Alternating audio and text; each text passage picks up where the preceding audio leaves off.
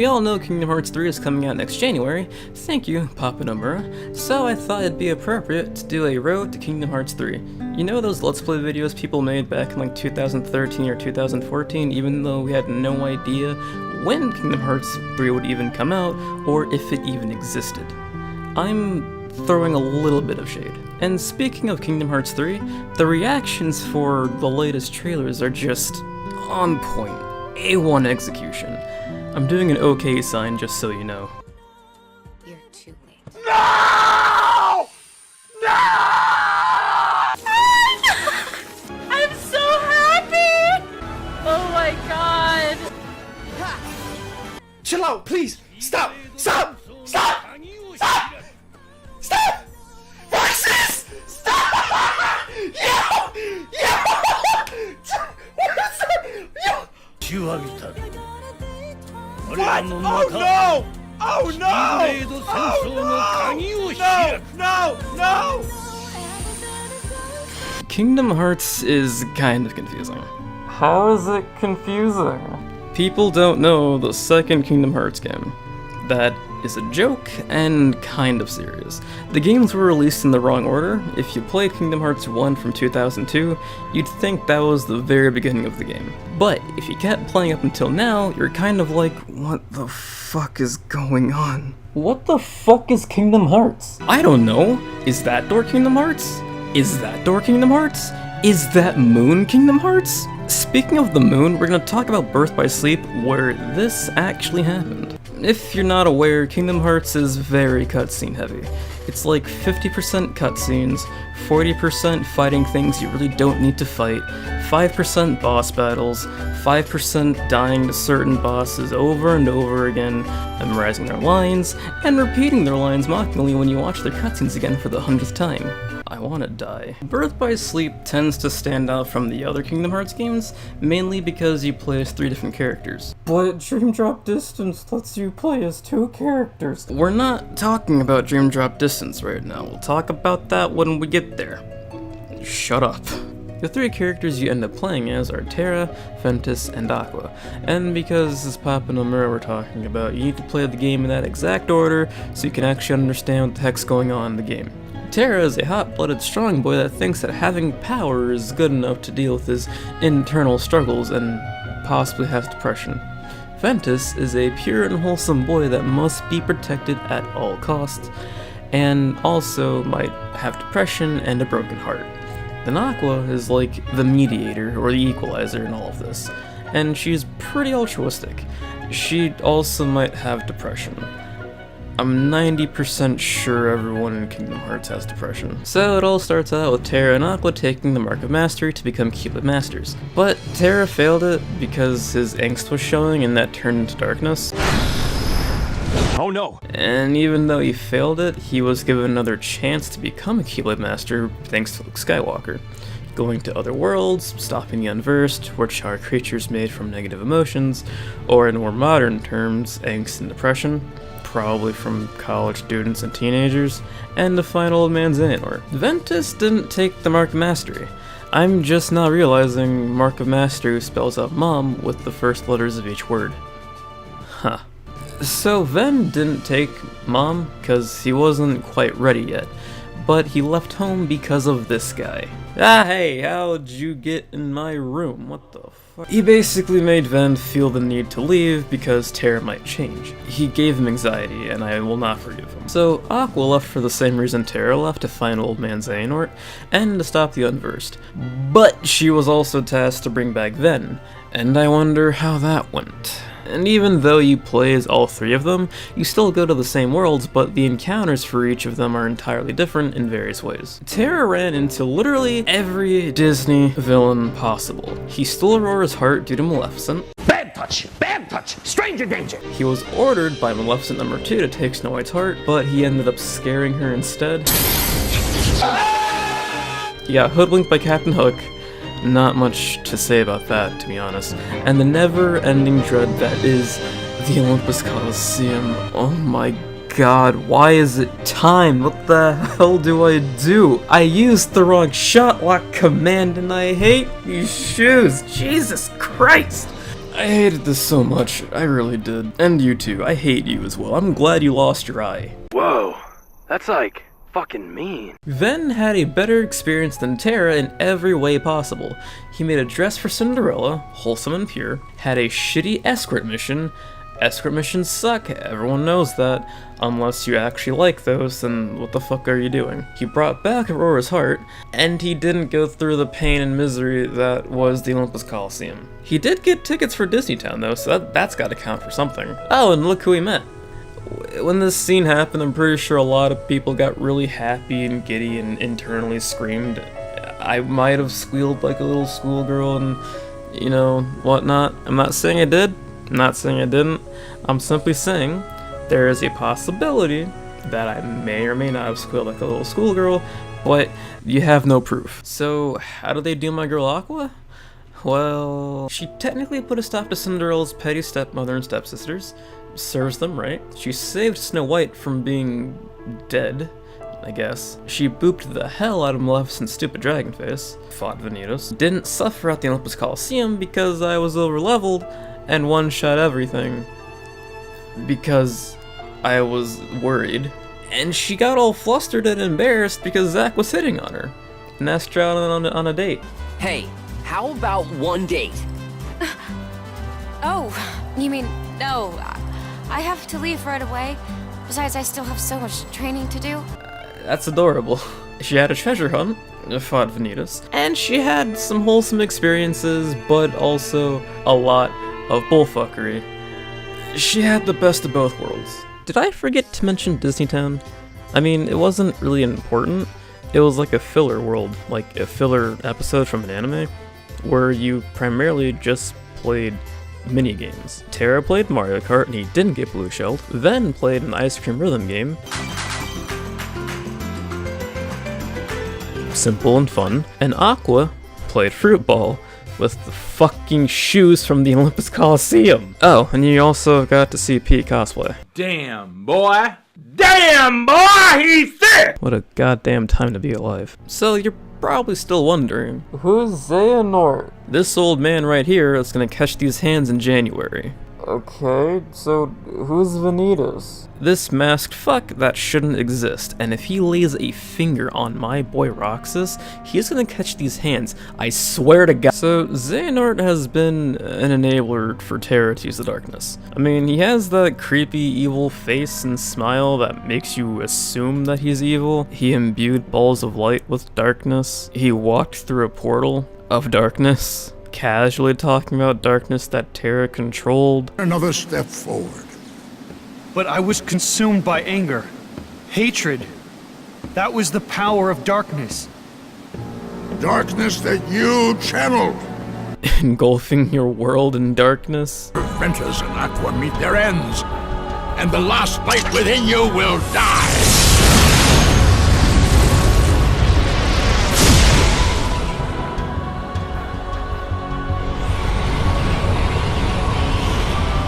You won't need a home anymore where you're going. It's probably not evil though. Just having, you know, a midlife crisis. So you know those people that tend to ask, how is Kingdom Hearts remotely sad or dark? It has fucking Disney characters in it. It's a goddamn kids game. Hold my beer. No, you were right. I failed you, Terra. Perhaps I've no one to blame but myself for the darkness inside you. And now, I've done worse. Raised my Keyblade against you and Ventus. My own heart is darkest.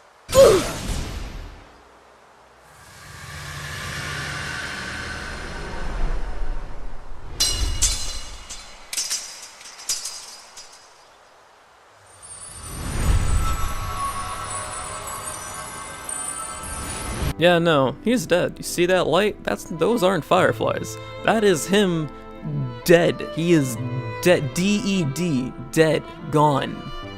Fuck. Master Ericus. And we can't forget my favorite cutscene that lasts way too damn long.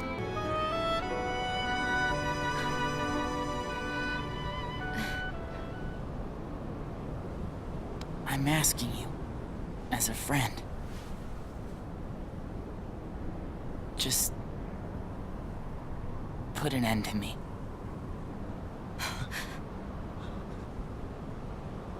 Oh yeah, and one more thing, by the way. You will pay, Xehanort. Was my master? No. My father, Eric, is not enough for you? Leave my friends alone! Yes, boy, that's it. More! Let your whole heart blacken with anger!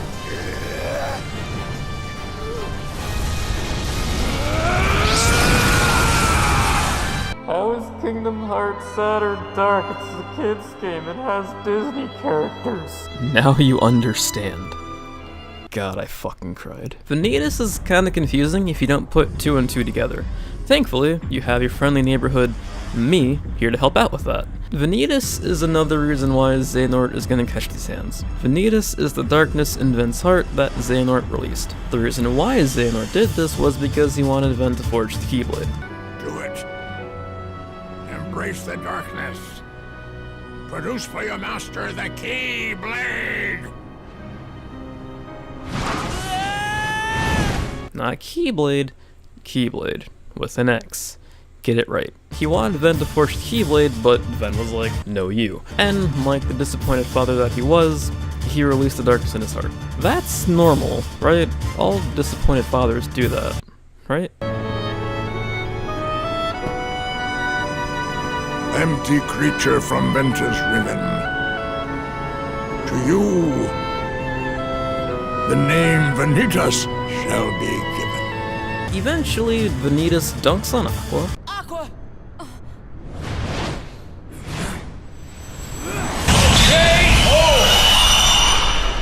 And he does a face reveal. Now that my body is about to perish, you and I will have to join together.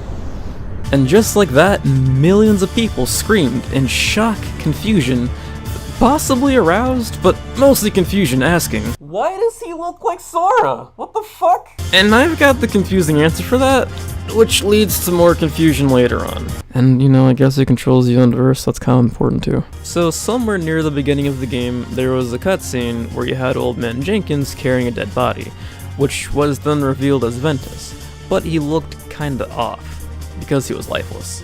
Why was he lifeless? Because his heart was fractured. Why was his heart fractured? So, inside of his heart, he was talking to a voice, and that voice said, hey, you can share my heart until your heart is back or fixed. Paraphrasing. Now, the voice that was talking to Ventus was this kid, this small, precious child. This is Sora as a kid. So when Vanitas was released, he took the appearance of Sora instead, since Ventus and Sora shared hearts. That's pretty gay. So realistically speaking, if anyone shared hearts with Ven, Vanitas would look like them. If Riku shared hearts with Ven, he'd look like Riku with black hair. Or Ansem, whichever one works. If Kairi shared her heart with Ven, Vanitas would look like this. Who is she again? I don't know. He'd be a Disney princess, basically. For the people in the back that are still confused, Vanitas looks like Sora because Sora and Ven had a heart-to-heart connection. God, that was awful. Just put a bullet in my... Want another reason why Xehanort is gonna catch his hands? He took over Terra's body. This man is gonna catch so many fucking hands. But what happened to Terra? I mean, aside from him losing his body, his mind took over his armor. Your body submits, your heart succumbs. So why does your mind resist? I'm a bad bitch, you can't kill me. And it got a cape after beating Terranort. That's the defining feature, the cape. There you go. Aqua. Ven. One day, I will set this right. Ven, on the other hand, had to fight Vanitas on the outside and on the inside. Internal struggles and external struggles. That is really relatable. And man, did he have the sickest burn. Whatever it takes. Anything to save Terra and Aqua. It's always about your friends, isn't it? At least I have some. Oh! And then he died. They both died, because he broke the Keyblade that was made of both of their hearts. I'm sad again. And Aqua had to endure a lot of this. Getting dunked on by Vanitas, having to fight One-Eyed Willy, having to fight her friend that was practically possessed, and then finding out he lost his heart. When will he wake? I could not say. It is almost as though his heart has left. Should it return, he may very well wake. Should it not, then he may sleep like this for all eternity. Oh, did I also mention she had to fight Terranort and was trapped in the realm of darkness so she could save Terra? You know, she sacrificed herself for her friend, man. If that's not sad, I don't know what is. I hate everyone. I'm sad again. She might be depressed. So there are at least 3 cutscenes that I didn't show that explain some things that happened in Kingdom Hearts 1. Terra shows up on Destiny Island and decides to give Riku the power to use the Keyblade.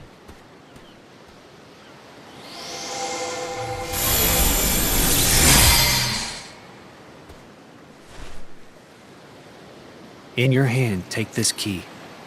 So long as you have the makings, then through this simple act of taking, its wielder you shall one day be, and you will find me, friend. No ocean will contain you then.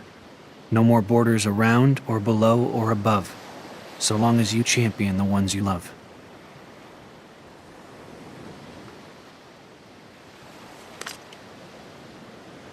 Back in Radiant Garden, Aqua did this little spell thing on Kairi, and she explains it better than I can.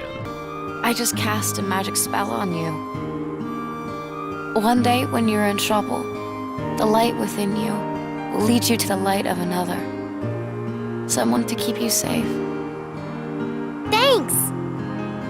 Then the last cutscene is when you finish Ven's story, you have a cutscene of him kind of diving into someone's heart. This place. I've been here. So warm. And if you put 2 and 2 together, you'll know whose heart it is. This is your heart. And now you have an idea of the pseudo-confusing story that is Birth by Sleep. The gameplay, on the other hand, isn't as confusing as the story. At least I hope it isn't. The controls are really simple. X to win, square to play Dark Souls, circle to jump, triangle to interact, R1 to lock on, and the D-pad to go through your command deck. When it comes down to unique gameplay stuff in Birth by Sleep, you've got command decks, command board, the shot lock command, and melding commands. The overall basic gameplay stuff in Kingdom Hearts is really just abilities. You're gonna be looking at this a lot if you make a lot of commands. The command deck acts as your spell or item slot in a way. You've got Keyblade attacks, actual magic stuff, and items, but between you and me, no one really uses those. When you use the magic commands and the Keyblade attack commands, they go on a cooldown. If it's an item command, you use that item, and you need to refill on those by buying them at a shop. This Moogle boy right here. Like a normal game, if you have items, you gotta restock on them, it's the same thing. Magic commands are able to be upgraded so they can do better things. Cure goes from Cure to Cura to Curaga, with Curaga being the max upgrade for healing. Fire goes from Fire to Fire to Firaga, with, again, Firaga being the max upgrade for the damage it can do. Depression goes from Depress to Depressa to Depressaga.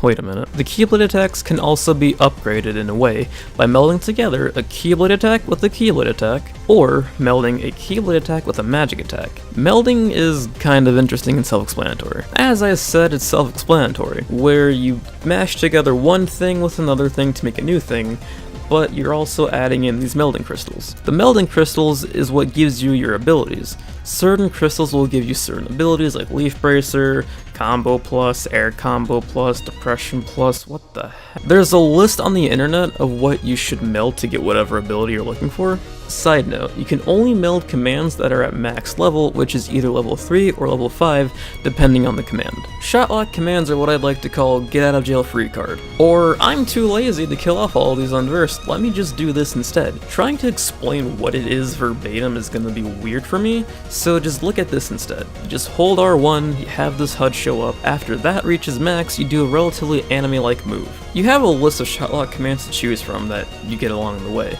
They all do various things, you get them in various ways, either by beating bosses, finding them in treasure chests. It really varies. Some of them are actually really useful, you know, especially during the Olympus Coliseum, but that's just my opinion. The command board is interesting, kinda. It's a way for you to get new commands and to level up your commands at the same time. It's really simple. You go around the map setting down your commands on squares, you gain points for either people stepping on your command square or reaching a checkpoint. You need a certain amount of points to win overall, but you need to hit all 4 checkpoints before you can really actually finish. It's almost like playing Monopoly, but you're not losing your friends or your family. It's a fun way to kill time, but if you keep playing on the command board, you'll end up being command bored. So when it comes down to the music, Squeenix knows exactly what they're doing. If you haven't heard any type of song from Kingdom Hearts, I highly suggest you do. It's just so good, you can't not listen to it. The music in every Kingdom Hearts game is really good.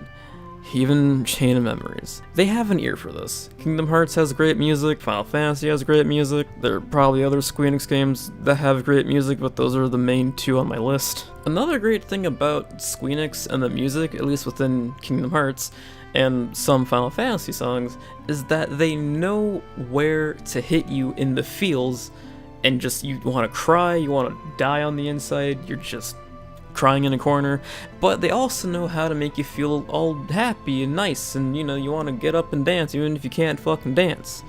Like Disney Town? That has some pretty happy-go-lucky music, to be honest. Xehanort's theme? He's probably evil, but I don't fucking know.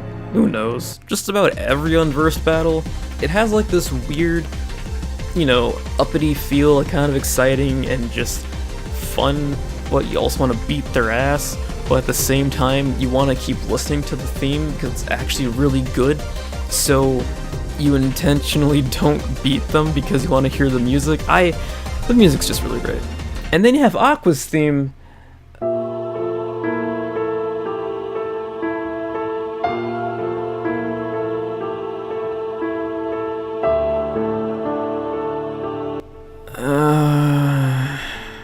I'm pretty sure you'll understand what I'm saying. The music in Kingdom Hearts is great, it's amazing. If you haven't heard any of it, I really suggest you do. You'll enjoy it 100%, I'm not even lying. The gameplay for Birth by Sleep is pretty simple, straightforward. You don't need to, it's not rocket science, you don't need to really look up certain like strats and tips and tricks. I mean, you can if you want to for certain bosses, but it's not necessary. You can do whatever you want. If you can speed run the games if you're into that, go ahead and do that. Speedrunners have various strats, just like what magic to use, what to not use, the whole 9 yards. The story is about as confusing as a Kingdom Hearts game can get. It's naturally gonna have like a really, you know, happy, wholesome feel to it, but on the background, there will always be like a really dark and kind of convoluted story that Nomura laid out really well. A lot of people don't like it, don't like the story because it's kind of confusing and convoluted and not really understandable, but that's the fun part.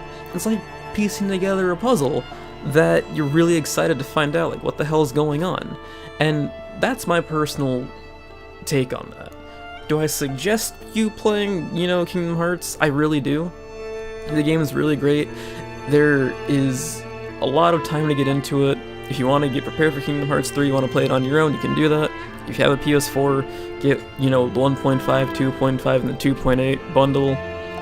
Please play it if you're really into it. If you have friends that play it, anyone, I highly suggest it. If I were to give this Birth by Sleep in particular, yes, play it. If you want to do like yourself a favor, play it in the right order, or you're gonna be confused. Or if you want to be confused and try and piece it together yourself, play the releases they were released. That's all I gotta say. Games, I'm kind of biased about it. It has its ups and downs. I love it, but I hate it. It's not perfect, I understand that. I see the flaws in the games as well, but it's fine. Birth by Sleep is fucking great.